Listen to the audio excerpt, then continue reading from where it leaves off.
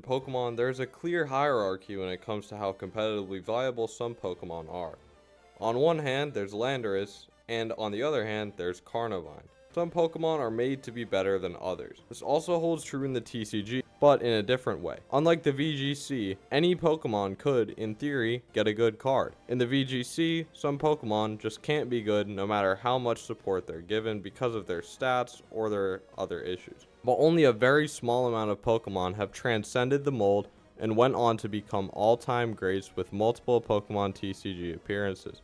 To number 10, we have Arceus. Hey, it's quite fitting that the creator of all Pokemon would be on the list somewhere, no? Anyways, Arceus has some pretty abysmal cards, I'm not gonna lie, but the good ones more than make up for it. Arceus Prism Star has some good finishes, like 9th place at the Harieti Regionals, when it was used to support a white Kyurem attacker from Lost Thunder. Shining Arceus was used in Malamar decks to protect the bench and spread damage. But the truly great Arceus cards start with Arceus, Dialga, and Palkia GX. I mean, come on, this is one of the best cards ever made.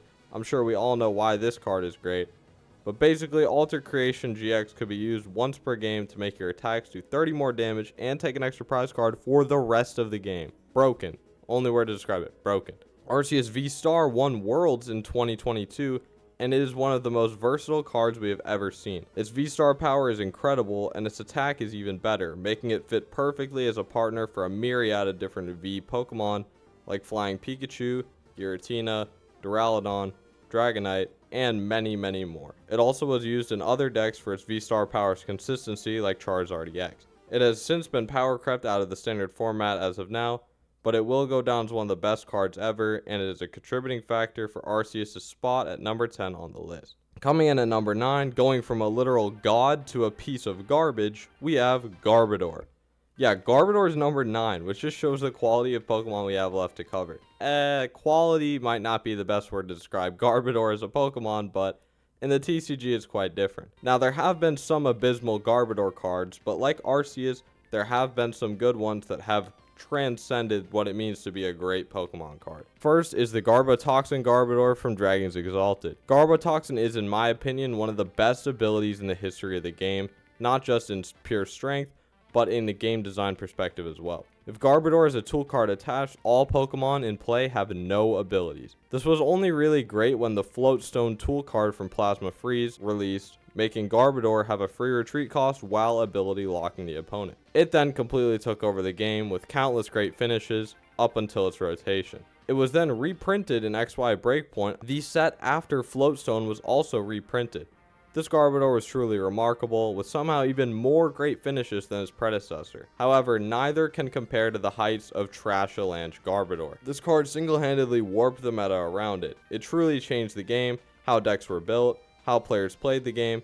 It is just one of the best cards ever, and it has the World Championship win in 2018 as proof of that. These Garbodor cards rightfully make up for the pretty bad ones and earn it the number 9 spot on the list. Now, number 8 will probably be surprising to some people, but after looking through results and the individual cards, I can't help but put our number 8 spot as Inteleon. There have been several good Inteleon cards, and there really has only been one bad one from Sword and Shield base set, but the other one from Sword and Shield base set more than makes up for it. Shady Dealings allowed you to get 2 trainer cards from the deck when you evolved into Inteleon. With Scoop Up Net, you could reuse this ability multiple times per game, and it just was incredible. Paired with the Drizzile that let you get 1 trainer, you would have unrivaled consistency for numerous decks like Arceus V-Star, Palkia V-Star, and more. It was featured in multiple regional winning decks, and anyone who played during this era will tell you that Inteleon defined the Sword and Shield era. The second is Inteleon VMAX, which not as good, but it did see some success paired with Frostmoth, even getting a top 4 at a Players' Cup,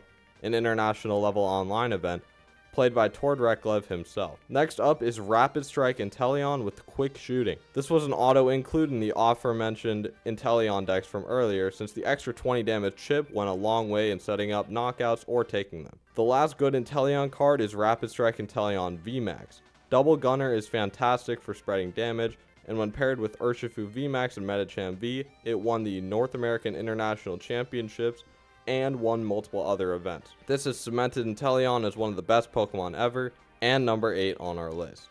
Number 7 is one of my all-time favorite Pokemon and one of the coolest Pokemon to come out of Sun and Moon, Buzzwole. Buzzwole only has a few good cards, but 3 out of the 4 total have been good for multiple formats and multiple events. The first is Buzzwole GX. This card quite frankly defined this early and mid Sun and Moon era. Jet Punch is one of the best early game attacks we have ever seen, and with the support of Dynasty Prism Star, Beast Energy, and Strong Energy, this could go up to seriously high numbers for just 1 energy. Knuckle Impact was just usable enough to make work, and Absorption GX was one of the best GX attacks in the game, capable of taking a huge one-shot when you really needed it. It was a great card, saw tons of success, but the Buzzwole from Forbidden Light, the single prizer, might actually have been better.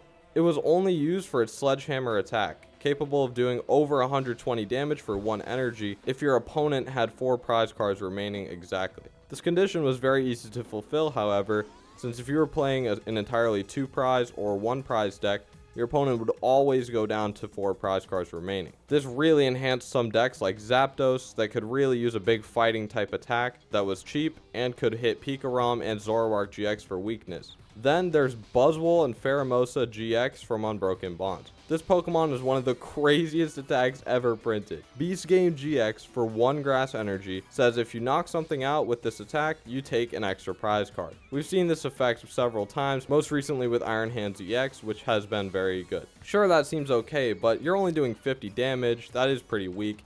And surely there are other GX attacks you would rather use, right? Well, there is some extra text I have left out.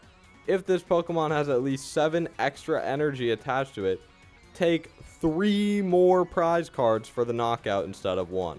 This means if you knock out a single prize Pokemon with this attack with 8 total energy attached, you will take 4 prize cards, 5 for knocking out a GX, and you will win the game if you knock out a tag team Pokemon with this attack. You just flat out win. 1 attack, 6 prize cards. The deck that won the Champions League in Japan actually used 4 Buzzmosa only and built the entire deck around supporting it with cards like Max Potion, Lusamine Prism Star, and Life Forest. What you would do is you would just use 1 Buzzmosa at first to set up damage with Jet Punch and Elegant Soul to set up a KO on a tag team Pokemon. Then once your opponent KO'd one of them, you would spam 4 Beast Ring down and knock out a tag team Pokemon to win the game with Beast Game. This meme strategy actually worked, and it won one of the largest Japanese tournaments of the year, and it was a decent deck throughout the entire year. These 3 cards, and having only one bad one, make Buzzwole deserving of our number 7th place. At number 6 is actually another Ultra Beast,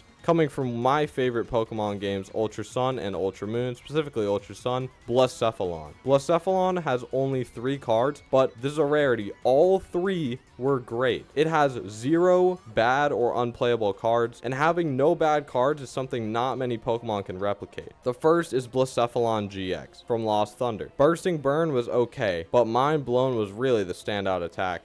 For 2 fire energy, doing 50 damage for each fire energy you lost zoned from your Pokemon. These decks use Neganadel, and with Beast Rings, Blacephalon was one of the scariest mid-game attackers ever. Burst GX was also incredible, basically letting you take a prize card for free. Just discard a prize card. Pretty good. However, once Welder was released in Unbroken Bonds, Blacephalon was a nightmare. It was one of the only GX cards that could stand up to the tag teams, while other cards like Buzzwole slowly faded away. Blacephalon got 2nd at Worlds in 2019, coming oh so close to beating Mew 3 in the finals. The next card was in Unbroken Bonds, and its attack Fireball Circus was one of the best early game attacks ever. 50 damage for each energy you discarded from your hand, when combined with Fire Crystal, Fiery Flint, Giant Hearth, and Welder to get the attack off turn 1, it was very easy to get a turn 1 300 damage knockout on a tag team Pokemon. Absurd. This card was massively successful, winning Champions League Yokohama and at least 1 regional championships. It had a very good run, and it was one of the only decks that could actually stand up to ADP. Too bad it couldn't shine at the 2019 World Championships, since it wouldn't be legal for another Worlds. The same can be said, although this card was actually never legal for Worlds, for Blacephalon from Cosmic Eclipse. Fireworks Bomb for just 2 energy could put 12 damage counters on your opponent's board if your opponent had exactly 3 prize cards remaining. Although this is a little bit harder to achieve than Lost Mine. After your opponent knocked out a tag team like Mewtwo and Mew, A Fireworks Bomb could either take knockouts on lower HP Pokemon or set up for KOs on higher HP threatening multi-prize Pokemon. This led to it winning a regional and a Mewtwo and Mew deck. Blacephalon is, to my knowledge, the only Pokemon to have 3 cards, it's only 3 cards, win at least a regional level event each. That, in my opinion, makes it deserving of the number 6 spot on our list. The remaining Pokemon are all Pokemon with at least one of the greatest cards in the history of the game associated with them. So let's start the top 5 with Genesect. Yeah, Genesect is 5th. Now, there have been some abysmal and really horrid Genesect cards, but the good ones are some of the best cards in Pokemon history, and there are some other playable Genesect cards as well that we'll talk about. Starting with Genesect EX from Plasma Blast, yeah, this is one of the best cards ever. Red Signal was, for a little while, one of the only guaranteed Gust options in the game before Lysander came out in Flash Fire, and after Pokemon Catcher got eroded. Megalo Cannon was a solid 2-shot that could set up future knockouts, and it also had access to the incredible G-Booster A-Spec card. This allowed Genesect to do 200 damage for 3 energy. Keep in mind, back then, this would knock out everything except for some Mega Evolution Pokemon or Pokemon with an HP mod, and it shred through any other effects like Suicune's Safeguard. Genesect EX would win the 2014 World Championships in dominant fashion, and it also has countless other finishes at other events. Genesect EX from Fates Collide was actually also pretty good. Its ability was a nice add-on, but its attack was very good at dealing lots of damage, since if you discarded 4 energy from it, you could hit the magic 180 damage number to knock out key Pokemon like Seismitoad. It placed 2nd at EUIC, and it was used in Bronzong decks well before that, but it was a very good card. Genesect from Unbroken Bonds got 2nd at Champions League Shiba, but it doesn't have many other results, so I don't feel like talking much about it. But now we get to Genesect V, one of the best cards ever in its own right. If it weren't for Genesect V, Mew VMAX decks would not have been as close to as good as they were. Fusion Strike system is some of the most broken draw power I've ever seen. This card defined the Sword and Shield era, and it also has a World's Wind to show for it. There's also this Shrouded Fable Genesect that has some good finishes in Control and Cloth decks, and it will undoubtedly continue to rack up more. Unlike the Pokemon below it, Genesect not only has some era-defining cards, but also some other very playable cards and respectable finishes across the board, making it deserving of at least 5th on our list. You could argue 4th, but honestly, I don't think so when you see what the 4th Pokemon is. Number 4 is going to be very surprising to some of you, but the thing is, the Pokemon above it are just so good that I have to do it. I have to put Zoroark at 4th. Now, Zoroark has at least 8 playable cards. Yes, 8. That is a lot. It also has some pretty infamous cards of its own, but I will explain why it isn't higher. I'm going to do a speed round of the Zoroark since there are just so many of them. So let's start with Zoroark from Black and White base set.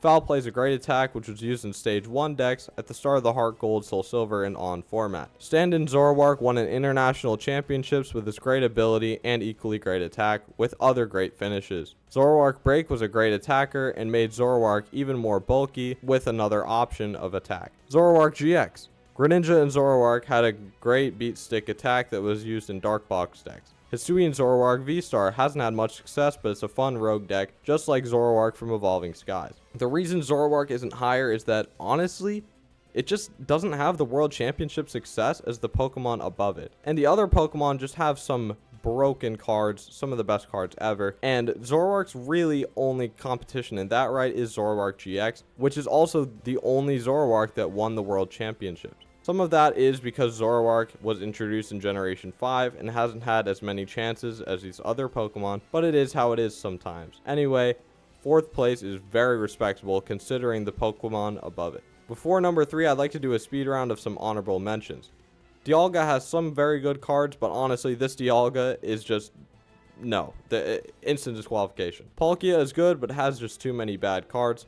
Same with Darkrai, Reshiram, Raikou, Zekrom, and more. Archeops was super close, but one of its 2 cards was only good and expanded, and the other 2, aside from Primal Turbo, are just pretty bad. Charizard has way too many bad cards over the years to make up for the pretty good stuff we've had recently. Ogerpon was very close, but it just hasn't been around for long enough to really prove itself as one of the greatest. Oranguru was the closest Pokemon to making it onto the main list. It has 3 incredibly good cards that have been used in many decks, but it hasn't won the World Championship, so I decided not to include it over Arceus. Gallade has had too many bad cards, despite some very standout hits. There are way too many honorable mentions to get through here, but if you can think of a Pokemon that's not on this list, it is definitely an honorable mention. Coming in at number 3 is Mewtwo. Wait, hear me out. Mewtwo is incredible, but it just has way too many flops compared to the 2 Pokemon above it that I can't justify putting it any higher. We have to start at the very beginning, literally, with the Mewtwo promo card for the first Pokemon movie. I didn't play much this era, but people who did say it was very, very good and an era-defining card, so I'll take their word for it. Mewtwo lowercase EX was also very playable apparently. Now we get to the big one, Mewtwo uppercase EX. I mean, what do I even say? Era-defining, warped the meta, won 2 world championships, and established itself as one of the greatest of all time. Mega Mewtwo Y was a top tier deck from its release until its rotation, and it has the results to back it up. Mewtwo from Evolutions was used as a tech option for Buzzwole GX and has some good results. Mewtwo GX was used as an attacker in Malamar decks. Mewtwo with Mind Report was used a lot for its ability to get supporter cards back from the discard pile and has some very impressive results of its own. Mewtwo and Mew GX, or Mew 3, won Worlds and was used from the day of its release till the day of its rotation as a top tier meta threat. And finally, Mewtwo V Union won a regional and top forward NAIC in one of the most creative and impressive control decks of all time. Mewtwo is great, but the stinkers do hold it down a little bit. For every Mew 3, we get Mewtwo V-Star, and for every Mega Mewtwo Y, we get Mega Mewtwo X. It feels like, although there is usually a good Mewtwo card in every format, it just has an even rate of good and bad cards. That can't make me put it any lower than 3rd though, and it could be argued to be as high as 2nd. But the second Pokemon, you will see, probably outshadows it. Number 2 is a Pokemon that should not be a surprise to anyone who has played any era of the Pokemon TCG, as it is usually good in every era. It's Gardevoir. Now, I don't know a ton about the older Gardevoir cards from the early and mid 2000s, and the results from that era are very shaky, to say the best. But I can speak about Gardevoir from Secret Wonders. I don't even need to explain how ridiculous this card is. An ability that lets you play 2 supporters, a decent damage attack that locks your opponent's abilities, and good HP. I mean, come on. This card won Worlds in 2008, it got 2nd in 2010, and it's revered as one of the best cards of all time. Gardevoir Level X was also played and used to 2nd and 6th at the 2010 Worlds. It was just a great add-on to the already existing Gardevoir deck. Mega Gardevoir Pure Fairy type was a great attacker in Aromatisse and Xerneas Fairy Box decks that would use a ton of energy to attack. It did respectable damage and could blow up anything. Mega Gardevoir Dual Type won a regional and has other good results both in standard and expanded. Gardevoir GX won Worlds in 2017, and it is one of the best cards of the early Sun and Moon era. Every aspect of this card was great, and so is the card. Gardevoir and Sylveon GX won several events as a disruptive deck that could actually stand up to ADP due to hitting it for weakness. Shining Arcana Gardevoir was key to the pre-rotation Gardevoir EX decks and got 2nd at Worlds, with countless other great finishes. Radiant Gardevoir has won 2 regionals and an international as a support Pokemon for bigger attackers and Mewtwo V Union. And Gardevoir EX has won 2 regionals just this season with countless other great finishes and a World Championship 2nd place. Gardevoir is undeniably prolific. It has won Worlds twice and got 2nd 2 more times, but there is one Pokemon that clearly stands above the rest. Coming in at number 1, to no one's surprise, one of the most beloved Pokemon ever, the first ever mythical Pokemon, it's Mew. To be honest, this isn't really up for debate. It has won Worlds 4 times in the Masters division, and at least 1 more time in the Senior division, though that's just icing on the cake more than anything. There are actually way too many good Mew cards to go over every single one, but the real standouts start with Mew lowercase EX with the versatile ability used to copy Manectric's attack to win Worlds. Mew uppercase EX also had the versatile ability, and it was used to success from 2012 to 2018 in Standard. Yes, 6 years, mostly due to promo reprints. Fates Collide Mew had the Memories of Dawn ability, and it saw major success with the Night March archetype. Bench Barrier Mew was a format staple in the late Sun and Moon era. Mew 3 won Worlds. Mysterious Tail Mew got 2nd at Worlds and has other great finishes. Mew VMAX. Mew EX sees a ton of play in Standard right now and is one of the most versatile and splashable cards in the game. I think you get the point. Mew is undoubtedly the best Pokemon ever, and I don't even know if it's close. Thanks for watching. I hope you enjoyed the video. Please leave a comment to let me know what you thought about the list. This is just my opinion, but honestly, I think Mew is the greatest Pokemon in the history of the TCG. I don't think that's up for debate. Subscribe if you haven't, please. It helps me out a lot. We just hit 100 subscribers. Thank you so much. Take care. Have a good one. Bye.